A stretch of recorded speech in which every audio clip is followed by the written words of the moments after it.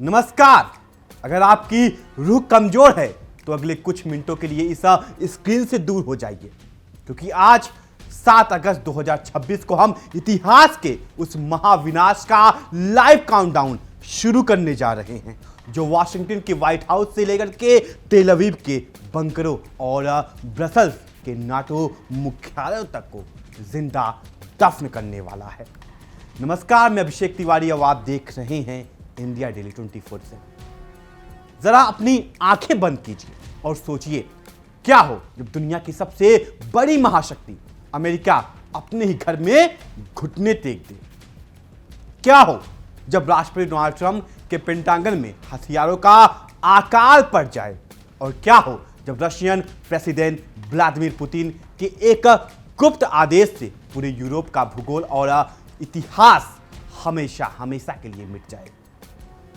खबरें आ रही हैं कि पेंटागन का थर्ड मिसाइल इंटरसेप्टर स्टॉक 80% तक पूरी तरह से खत्म हो चुका है।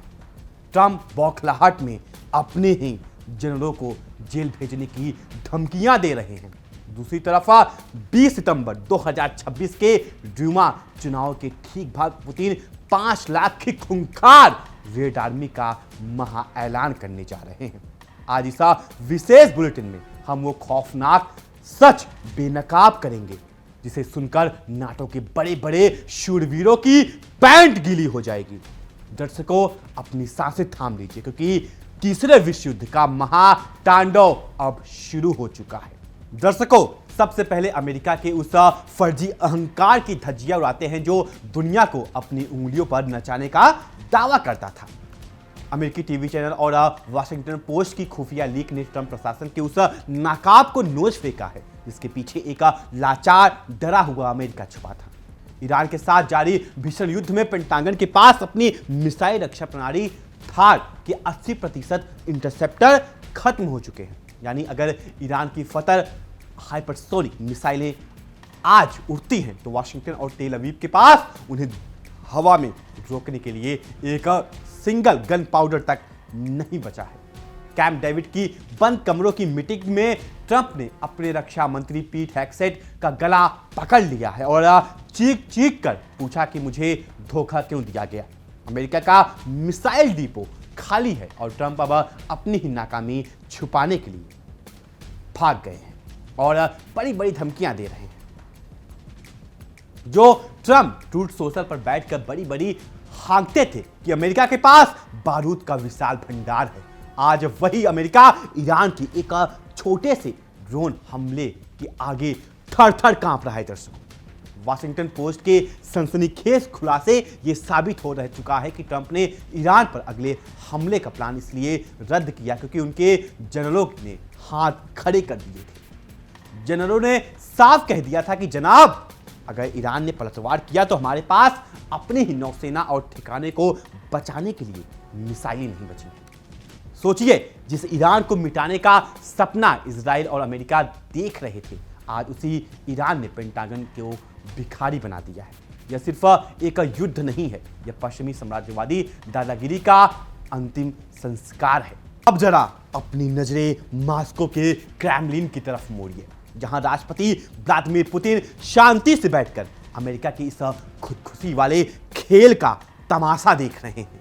पश्चिमी मीडिया और यूक्रेन की खुफिया एजेंसियां दिन रात चिल्ला रही हैं कि 18 से 20 सितंबर 2026 के रूसी स्टेट ड्यूमा चुनाव के बाद पुतिन एक बार फिर इतिहास का सबसे बड़ा आंशिक लामबंदी का बटन दबाने जा रहे हैं।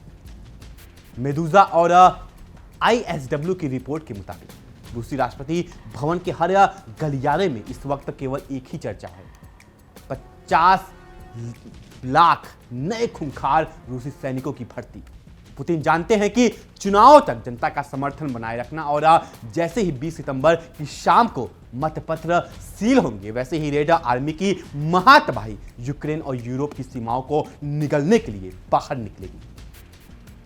यूक्रेन रक्षा समिति के सचिव रोमन कोंगशेको ने कैमरे के सामने रोते हुए कबूल किया है कि अगर रूस ने 3 लाख से 5 लाख सैनिक की नई खेप मोर्चे पर उतार दी तो यह इस युद्ध का वो टर्निंग पॉइंट होगा जहां यूक्रेन नाम का देश नक्शे से हमेशा के लिए गायब हो जाएगा। पोक्रोवस्क और चासिव यार की फ्रंटलाइन पर पहले ही रूसी तोपों ने यूक्रेनियन ब्रिगेड का कचूमर निकाल दिया है। रूसी सेना हर महीने 60,000 नई सैनिकों की भर्ती करके पश्चिमी मोर्चे पर ऐसा मानव सैलाब ला रही है जिसे रोकने की औकात न तो जेलेंस्की के पास है और न ही उनके आका नाटो के पास। इतिहास गवाह है, जब जब पश्चिम ने रूस को कमजोर समझने की भूल की है, तब तब मास्को के लाल चौक से निकलकर रूसी सेना ने बर्लिन और पेरिस के झंडे उखाड़ फेंके हैं। 1892 में नेपोलियन बोनापार्ट 6 लाख की ग्रैंड आर्मी लेकर रूस को मिटाने निकला था। नतीजा क्या हुआ? मास्को की बर्फीली हवाओं में नेपोलियन की सेना की हड्डियां जम गई और फ्रांस का साम्राज्य हमेशा के लिए खत्म हो गया। 1941 में एडोल्फ हिटलर ने ऑपरेशन बारबारोसा के तहत रूस को कुचलने का ख्वाब देखा था, लेकिन स्टालिनग्राड की लड़ाई में रेड आर्मी ने नाजियों की ऐसी खाल उधेरी कि हिटलर को अपने ही बंकर में खुद को गोली मारनी पड़ी। आज 2026 में ट्रंप, जेलेंस्की और नाटो वही ऐतिहासिक गलती दोहरा रहे हैं। लेकिन याद रखिए, पुतिन का रूस हारना नहीं जानता, वो सिर्फ नक्शे बदलना जानता है। हाल ही में ओमस्क की धरती पर कजाकिस्तान के राष्ट्रपति कासिम जोमार्ट टोकायोव ने पुतिन के सामने खड़े होकर युद्ध को फ्रीज करने यानी वॉर फ्रीज का ज्ञान देने की कोशिश की। टोकायोव ने सोचा था कि कजाकिस्तान की 7,644 किलोमीटर की लंबी सीमा और कैप्सियन पाइपलाइन सीपीसी का हवाला देकर वे पुतिन पर दबाव बना लेंगे। लेकिन पुतिन का जवाब क्या था? अगले ही दिन रूसी नौसेना के वीर जवानों के बीच खड़े होकर पुतिन ने सिर्फ एक शब्द कहा, पूर्ण विजय यानी एब्सोल्यूट विक्ट्री। क्रेमलिन के प्रवक्ता दिमित्री पेस्केव ने टोकायोव के शांति प्रस्ताव को एक झटके में कचरे के डिब्बे में फेंक दिया। पुतिन ने दुनिया को साफ संदेश दे दिया है, रूस किसी के दबाव में नहीं झुकता, समझौता सिर्फ रूस की शर्तों पर होगा। जरा देखिए उस नाटो की हालत जो कल तक दुनिया भर में मानवाधिकारों और लोकतंत्र का ठेकेदार बना घूमता था। जर्मनी, ब्रिटेन, फ्रांस और इटली, इन सभी यूरोपीय देशों की अर्थव्यवस्था और ऊर्जा डिपो आज तबाह हो चुके हैं। जब कैप्सियन पाइपलाइन में तेल की सप्लाई रुकती है तो पूरे यूरोप में हाहाकार मच जाता है। फॉरेन पॉलिसी की रिपोर्ट भले ही दावा कर रही है कि रूस का खजाना खाली हो रहा है, लेकिन हकीकत यह है दर्शकों कि यूरोप के पास अपने नागरिकों को ठंड में गर्म रखने के लिए गैस नहीं, और नाटो के पास अपने असेंबली लाइन में गोला बारूद बनाने के लिए कच्चा माल नहीं बचा है।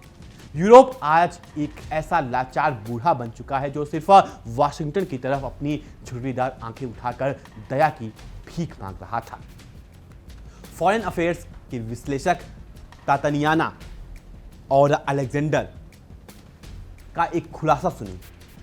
पुतिन को किसी ढोल नगाड़े वाले बड़े सैन्य आदेश की जरूरत ही नहीं है। रूस ने अपने इलेक्ट्रॉनिक मिलिट्री रजिस्ट्री का ऐसा जाल बिछा दिया है कि एक क्लिक पर लाखों रूसी युवाओं को सीधे मोर्चे पर भेज दिया जाएगा और पश्चिमी मीडिया को भनक तक नहीं लगेगी। इसे कहते हैं साइलेंट मोबिलाइजेशन। कोई विरोध प्रदर्शन नहीं, सड़कों पर कोई भगदड़ नहीं, सिर्फ एक डिजिटल समन, और अगले 4 हफ्ते में वो जवान डोबांस की अग्रिम पंक्ति पर भारी तोपों के साथ तैनात।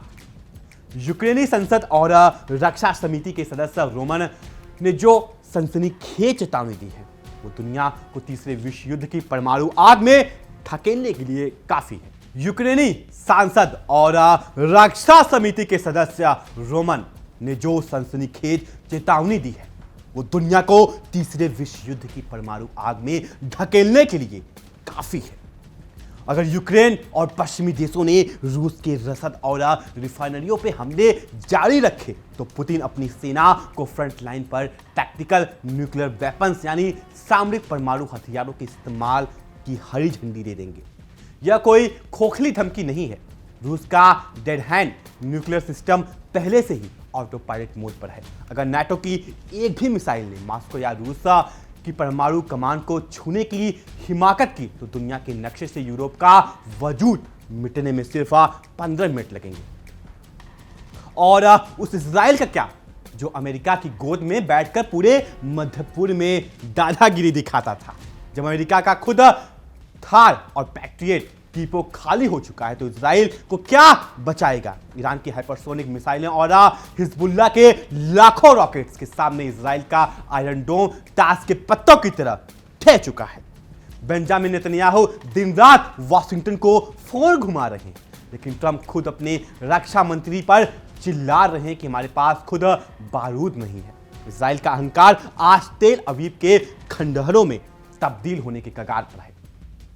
पश्चिमी मीडिया चिल्ला चिल्ला कर कह रहा है कि रूस में 48 लाख मजदूरों की कमी है और रूस का बजट संकट में है, लेकिन सच्चाई क्या है? रूस के पास दुनिया का सबसे बड़ा प्राकृतिक संसाधनों का भंडार है, सोना, तेल, गैस और गेहूं।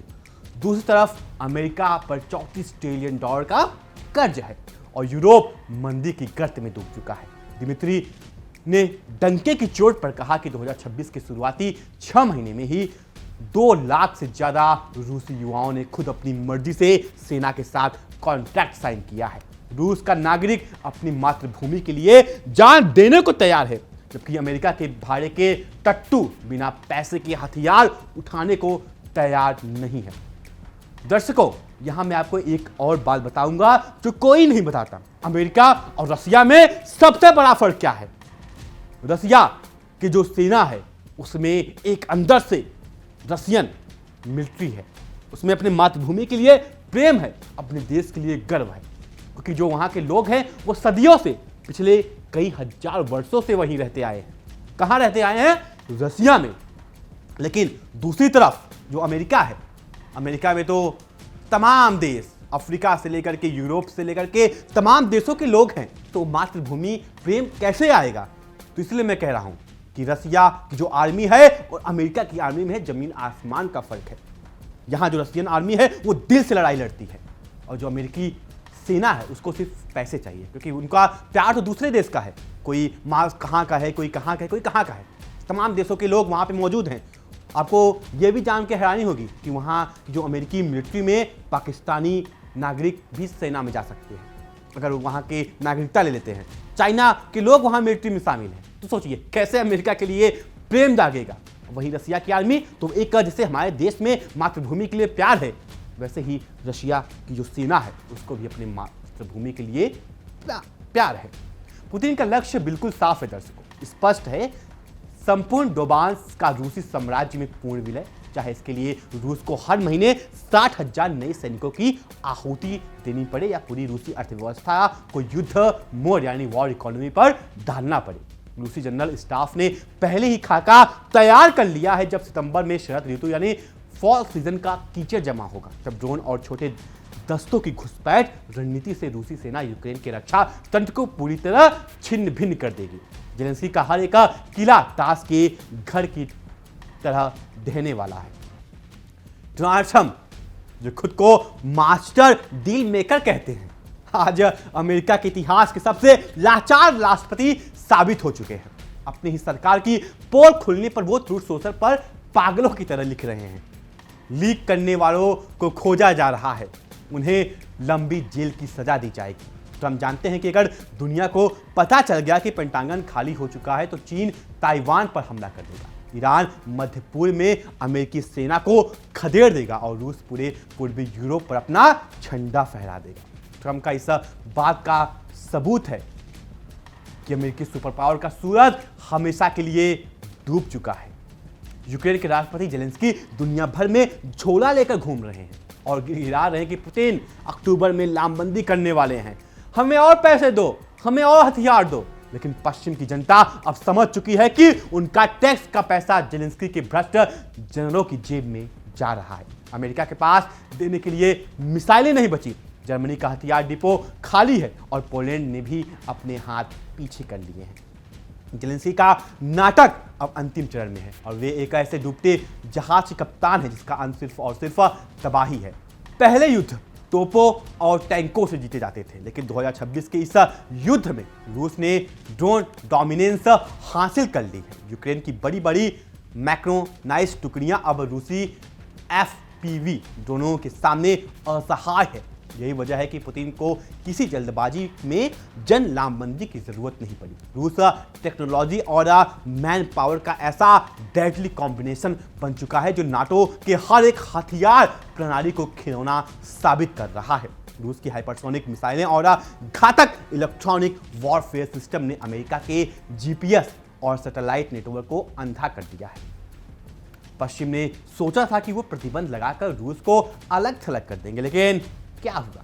चीन, भारत, ईरान, उत्तर कोरिया और ब्राजील जैसे देश रूस के साथ अपने संबंधों को और मजबूत कर लिया। आज रूस की अर्थव्यवस्था पश्चिमी प्रतिबंधों को फाड़ कर फेंक चुकी है। उत्तर कोरिया से आ रहे लाखों गोले और ईरान के घातक शाहे ड्रोनों ने रूस की मारक क्षमता को 10 गुना बढ़ा दिया है। पश्चिमी दुनिया आज खुद अपने ही बुने हुए जाल में फंसकर अलग थलग पड़ चुका है। 18, 19 और 20 सितंबर 2026 यह सिर्फ 3 दिनों का चुनाव नहीं है, यह आधुनिक मानव इतिहास की सबसे बड़ी सैन्य क्रांति का तारीख है। जैसे ही रूस में मतदान संपन्न होगा, पुतिन के पास जन समर्थन का वो अटूट कवच होगा जिसके दम पर वे रेड आर्मी का दरवाजा पूरी दुनिया के लिए खोल देंगे। 21 सितंबर 2022 को जब पुतिन ने पहला आदेश जारी किया था, तब 3 लाख सैनिक मैदान में उतरे थे। इस बार जब आदेश आएगा तो संख्या 5 लाख से पार होगी और इस बार यह सेना सिर्फ डोमांस पर नहीं रुकेगी, क्यों ओडेसा और खार्किव तक रूस का परचम लहराएगा।